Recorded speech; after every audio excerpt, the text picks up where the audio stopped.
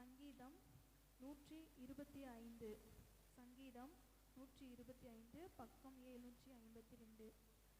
கர்த்தரை நம்பியிருக்கிறவர்கள் என்றைக்கும் அசையாமல் நிலைத்திருக்கும் சீயோன் பர்வதத்தை போல் இருப்பார்கள். பர்வதங்கள் எருசலேமை சுற்றிலும் இருக்குமா போல் கர்த்தர் இது முதல் என்றென்றைக்கும் தம்முடைய ஜனத்தை சுற்றிலும் இருக்கிறார். நீதிமான்கள் அநியாயத்திற்கு தங்கள் கைகளை நீட்டாதபடிக்கு ஆகாமியத்தின் கொடுங்கோல் நீதிமான்களுடைய சுதந்திரத்தில் மேல் நிலைத்திராது. கர்த்தாவே, நல்லவர்களுக்கும் இருதயத்தில் செம்மையானவர்களுக்கும் நன்மை செய்யும்.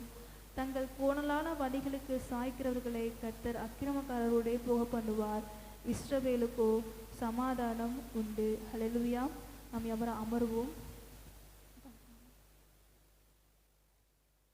இந்த நாளையும் சங்கீதம் 125 பார்த்தோம் அப்படின்னா இதில் 5 வசனங்கள் கொடுக்கப்பட்டிருக்கு.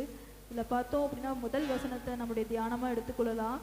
கர்த்தரை நம்புகிறவர்கள் என்றென்றைக்கும் அசையாமல் நிலைத்திருக்கும் சீயோன் பர்வதத்தை போல் இருப்பார்கள் என்று சொல்லி வேத வசனம் சொல்லுகிற காரியங்களை பார்க்குறோம்.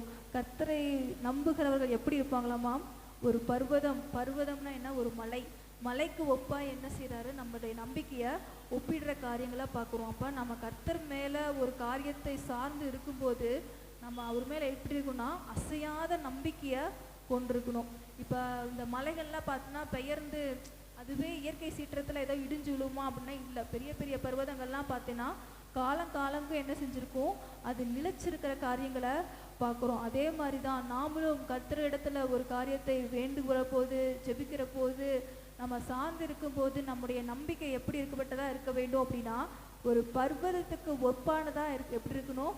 ஒப்பிடக்கூடியதான் நம்முடைய நம்பிக்கை அந்த அளவுக்கு எப்படி இருக்கணும்? கர்த்தருக்குள்ள ஸ்ட்ராங்காக இருக்கிறத பற்றி சொல்கிற காரியங்களை பார்க்குறோம். வேதாகமத்தில் கூட யோபுவை கூட நம்ம இன்றைக்கு உதாரணத்துக்கு எடுத்துக்கொள்ளலாம்.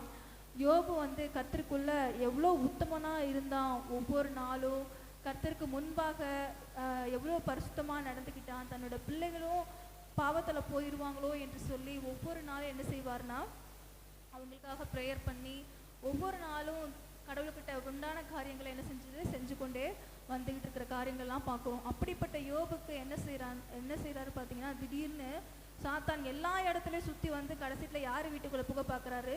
யோபுவோட வீட்டுக்குள்ளே புகை பார்க்குறான். கர்த்தர் என்ன செய்கிறாரு? அங்கேயும் அதே நேரத்தில் நிற்கும்போது எல்லா இடத்தையும் சுற்றி கடைசியிலே அங்கே வந்திருக்கிறீங்க, யோபுவோட வீட்டுக்கே, என்னுடைய தாசன் வீட்டுக்கே நீ வந்துட்டியான்னு சொல்லி கேட்குறாரு.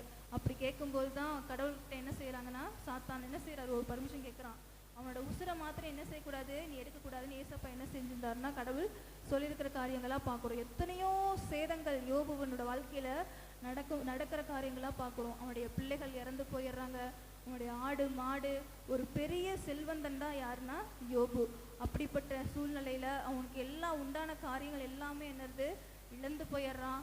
அப்புறமேட்டு பார்த்தீங்கன்னா அவனுக்கு அது மட்டும் இல்லாமல் அவனுடைய உடம்புலெல்லாம் பார்த்தீங்க அப்படின்னா ஒரு கொப்பளமாக என்ன ஆகுதுன்னா அவன் உடம்பு மேல் தலை முதல் உச்சங்கால் வரைக்கும் என்ன செய்யுதுன்னா அந்த மாதிரி வர சூழ்நிலைகளெல்லாம் பார்க்குறோம். அந்த சூழ்நிலையிலும் கர்த்தர் என்ன செய்கிறாருன்னா யோபு என்ன செய்கிறாரு? தன்னுடைய நம்பிக்கையில் உறுதியாக இருக்கிற காரியங்களை பார்க்குறோம். அவருடைய மனைவிலாம் கூட தூசிக்கிறாங்க. இவ்வளோ கஷ்டத்துக்கு மத்தியில் ஏன் இப்படி இருக்குன்னு சொல்லி என்ன செய்கிறாங்கன்னா சபிக்கிற காரியங்களெல்லாம் கூட நம்ம பார்க்குறோம். ஆனால் சொல்கிறாரு, நம்ம வெறுமையாக இந்த பூமிக்கு வந்தோம், அதுக்கு ஸ்தோத்திரம். கர்த்தர் கொடுத்தார், கர்த்தர் எடுத்தார், கர்த்தருக்கு ஸ்தோத்திரம் அப்படின்னு சொல்லி என்ன செய்கிறாரு? அந்த தாழ்மையிலையும் கூட அந்த எப்படிப்பட்ட நம்பிக்கையை வச்சுருக்காருங்கிற காரியத்தை தான் நம்ம பார்க்குறோம். அவருடைய நண்பர்கள் வராங்க, அவர்களுமே என்ன செய்கிறாங்க? யோபுவை கடினமாக பேசுகிற காரியத்தெல்லாம் பார்க்குறோம்.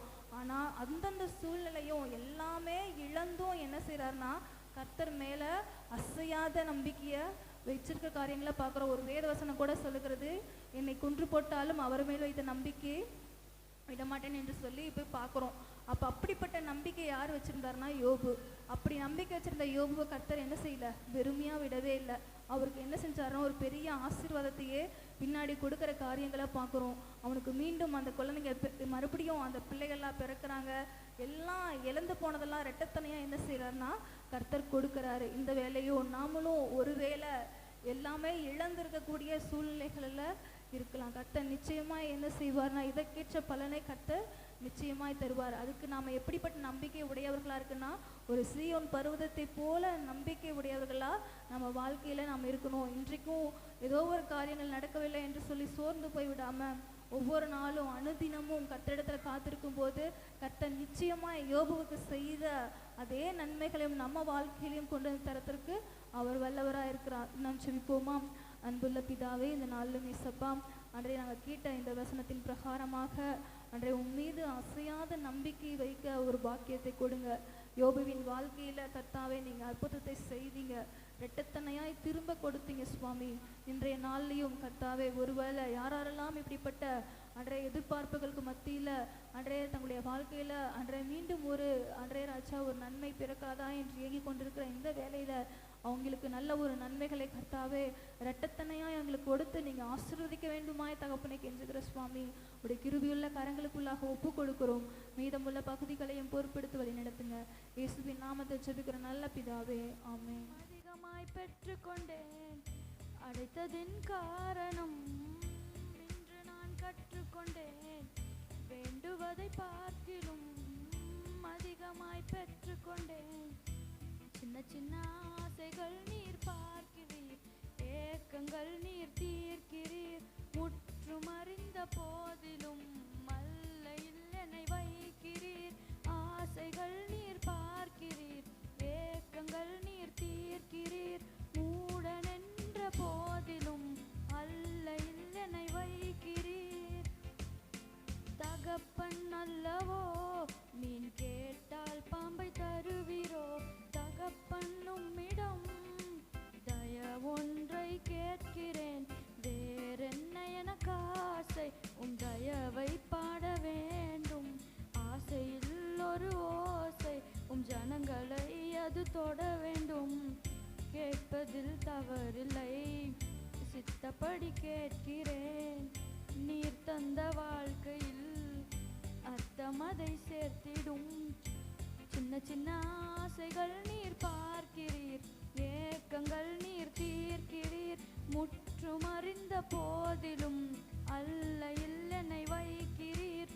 ஆசைகள் நீர் பார்க்கிறீர், ஏக்கங்கள் நீர் தீர்க்கிறீர். மூடன் என்ற போதிலும் அல்லையில் என்னை வைக்கிறீர். மனதின் ஆழங்கள் நீர் ஒருவர் அறிந்திருக்கின்றீர். அலங்கோலங்கள் தெரிந்தும் புரிந்திருக்கின்றீர்.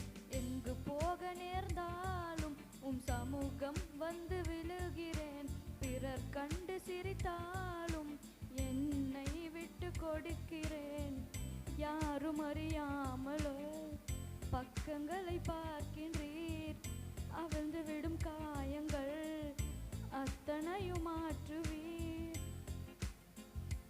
சின்ன சின்ன ஆசைகள் நீர் பார்க்கிறீர், ஏக்கங்கள் நீர் தீர்க்கிறீர்.